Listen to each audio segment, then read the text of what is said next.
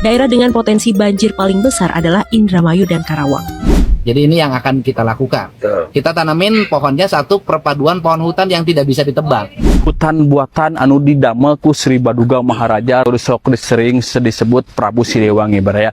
Irwan menghabiskan waktu sekitar 9 jam setiap hari untuk merawat dan menanam pohon di tempat ini. Selamat malam dunia tipu-tipu, kembali lagi nih bersama Dik-Dik wadidaw awu-awu simpiri kikik mbalaki. Sebelumnya Dik-Dik mau mengucapkan terima kasih banyak kepada kalian yang sudah menonton tayangan video Dik-Dik. Hatur nuhun pisan, semoga kalian sehat selalu dan diberikan rezeki yang berlimpah.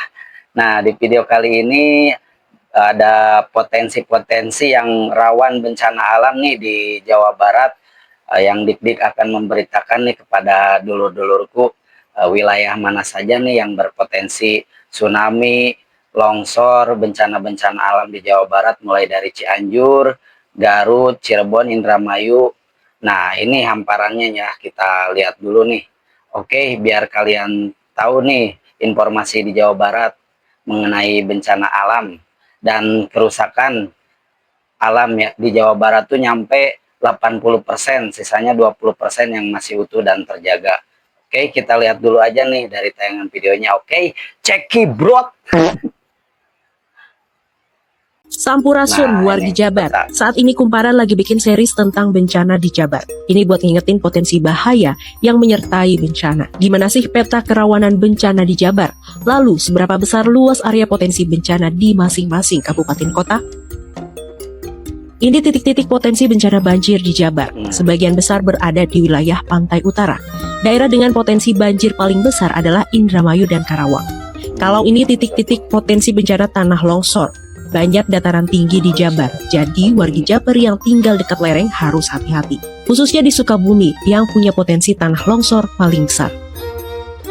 Wargi pesisir mesti lebih awas saat ada gempa yang memicu tsunami, terutama wargi di pesisir selatan Jabar. Selalu cek and recheck informasi resmi dari pemerintah. Untuk potensi bencana angin kencang, berikut titik-titiknya. Daerah dengan potensi angin kencang paling besar adalah Indramayu dan Sukabumi. Di Jabar, hampir semua wilayahnya berpotensi dilanda kekeringan, terutama di Garut dan Bogor yang punya potensi kekeringan paling besar. Untuk gempa, semua warga Jabar mesti waspada. Selain karena negara kita berada di Ring of Fire, di Jabar ada juga sesar aktif. Untuk daerah dengan potensi gempa paling besar adalah Sukabumi, Indramayu, dan Cianjur. Yang terakhir, potensi bencana gunung meletus. Ada banyak gunung api aktif di Jabar. Ini titik-titiknya. Gunung Gundur, Gunung Papandayan, Gunung Wayang Windu. Melihat berbagai potensi bencana ini, Gubernur Jawa Barat KDM atau Kang Deddy Mulyadi menelurkan berbagai kebijakan untuk penanggulangan bencana. Apa saja? Ikuti terus series Bencana Jabar di Kumparan.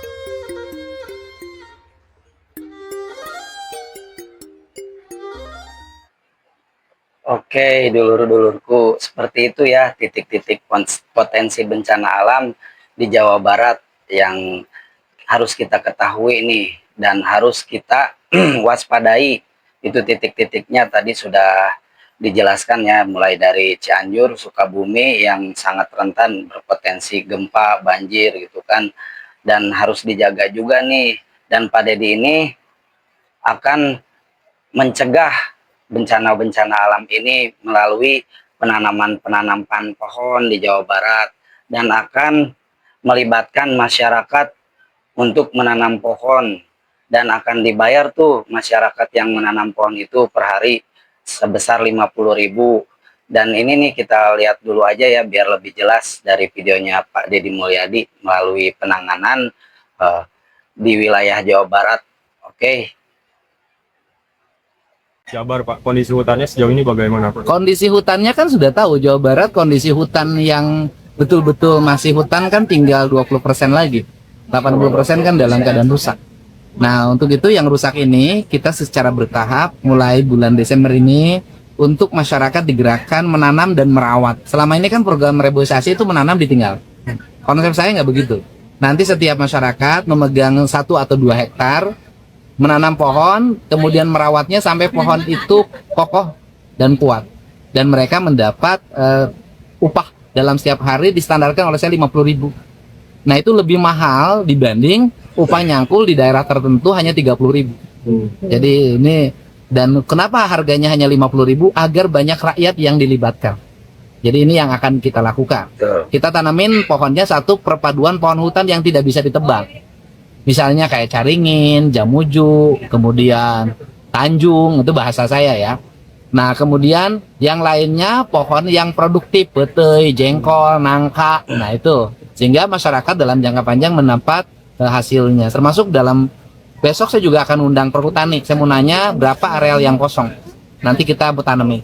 Terbaru Pak yang kasus Pangalengan Pak, pengerusakan kebun teh. Pangalengan sudah ditangani oleh Foresta dan kelihatan langkahnya sudah serius. Kemudian tim audit pemerintah Provinsi Jawa Barat sudah turun. Nanti kita akan menyampaikan dua hal.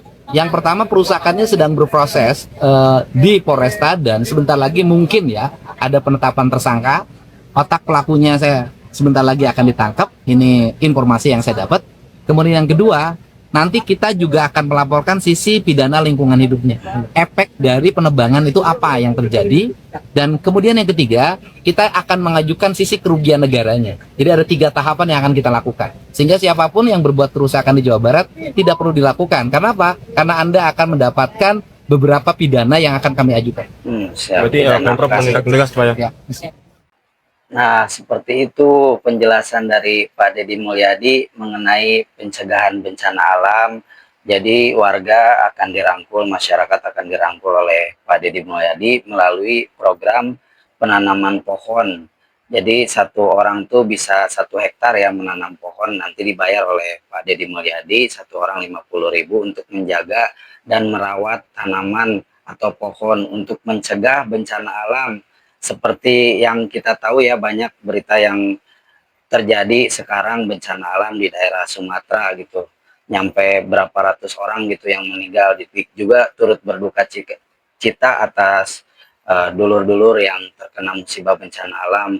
Dan ini Pak Deddy langsung cepat tanggap ya, menanggapi apa yang sekarang banyak terjadi bencana alam, mulai dari longsor, banjir gitu. Makanya Pak Deddy di Jawa Barat langsung gercep mencegah supaya tidak terjadi bencana alam. Dan cara pencegahannya seperti ini, menyuruh warga untuk menanam pohon dan menjaga merawat. Dan untuk pohon-pohon yang produktif seperti petei, jeung nangka, mungkin hasilnya bisa dinikmati oleh masyarakat juga gitu.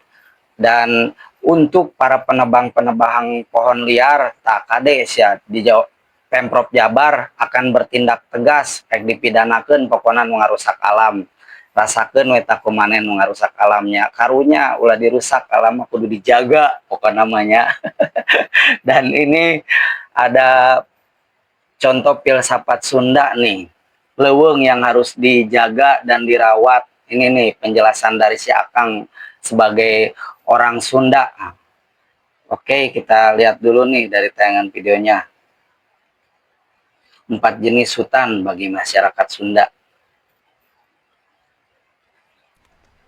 Nah, baraya masyarakat Sunda mengenal 4 jenis leuweung heuteut. Anu kahiji leuweung tutupan, anu kadua leuweung titipan, anu katilu leuweung awisan, nu kaopat leuweung garapan. Baraya heuteut ieu teh ngaganduhan harti maksud jeung tujuanna masing-masing. Jiga leuweung tutupan baraya teh leuweung anu ulah diganggu pisan sama sekali ku jelema heuteut. Sarua jiga leuweung titipan baraya mun cek bahasa kerenna mah meureunnan cagar alam gitu heuteut. Aya di leuweung garapan jeung leuweung awisan. Aya leuweung awisan eta leuweung anu bisa jadi cadangan nalika leuweung garapan sudah tidak bisa memadai atau mencukupi kebutuhan jelema baraya heuteut. Sim kuring ayeuna nuju aya di Kebun Raya Bogor baraya. Kebun Raya Bogor sarua ieu teh hutan samida disebut teh hutan buatan anu didamel ku Sri Baduga Maharaja atau sok disering disebut Prabu Siliwangi baraya. Aya hutan ieu baraya Kebun Raya Bogor ieu lebetna ka hutan leuweung anu mana? Leuweung tutupan, leuweung titipan, leuweung awisan atau leuweung garapan. Coba sim kuring hoyong apal pendapat baraya-baraya sadayana, tulis na kolom komentarnya. Nah, itu penjelasan filsafat Sunda mengenai leuweung tutupan, cenah leuweung garapan. Nu artina tadi tos dijelaskeun ku si Akang ieu. Jadi intina mah urang kudu ngajaga ngarawat alam ieu supaya ulah terjadi bencana alam seperti di wilayah-wilayah luar Jabar gitu. Dan ini ada salah satu warga yang sudah menanam ribuan pohon untuk menjadi contoh nih bagi masyarakat siapapun pokoknya untuk melakukan penanaman pohon. Dan ini sudah dilakukan selama 14 tahun nih, menanam pohon sampai ribuan. Keren nih. Ini warga Depok kayaknya nih. Kita lihat dulu nih video terakhir. Ada juga beberapa warga yang usil. Mereka tahu nih pohonan ini bagus, kita sudah tanam mereka cabut. Jadi banyak pohon-pohonan yang hilang. Sudah 14 tahun Irwan menanam pohon di sekitar hutan dan danau Jati Jajar. Pohon jenis Sengon Buto, Puspa, dan Asem Belanda yang ditanamnya sudah berjumlah ribuan. Awal-awal ya kita ada salah satu kebersamaan atas kepedulian lingkungan. Tapi setelahnya satu persatu hilang. Kalau pohon itu nggak kehitung kali jumlahnya ya. 2000-an mungkin ada kali. Dari pohon yang masih kecil sampai yang sekarang udah pada besar-besar kan. Irwan menghabiskan waktu sekitar 9 jam setiap hari untuk merawat dan menanam pohon di tempat ini. 8 jam. Pernah pemerintah melakukan program penanaman 1.000.000 pohon. Ingat saya tahun 2010-an. Cuma sekarang karena sepertinya terabaikan. Nah ini diantaranya seperti ini nih.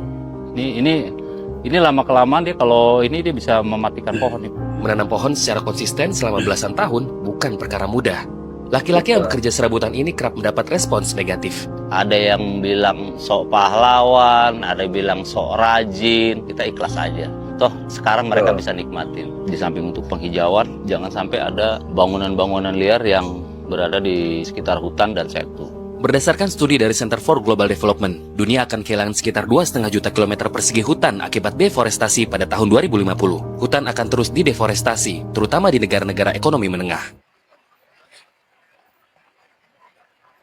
Nah, seperti itu dulu-duluku tayangan-tayangan videonya. Itu dari salah satu warga yang sudah puluhan tahun menanam pohon. Meskipun menanam pohon ini positif gitu ya, tapi masih ada banyak orang-orang yang mengejek si bapak ini. Tadi sudah dijelaskan sok pahlawan lah, sok apalah gitu, tapi ejekan itu dijadikan motivasi oleh si bapak ini untuk terus menanam pohon dan menjaga alam. Wih, keren ini, mantap pisan ini, warga yang patut dicontoh oleh kita ya. Tentunya dik-dik pribadi ini harus mencontoh si bapak ini untuk lebih menjaga alam dan menanam pohon sebanyak-banyaknya gitu kan.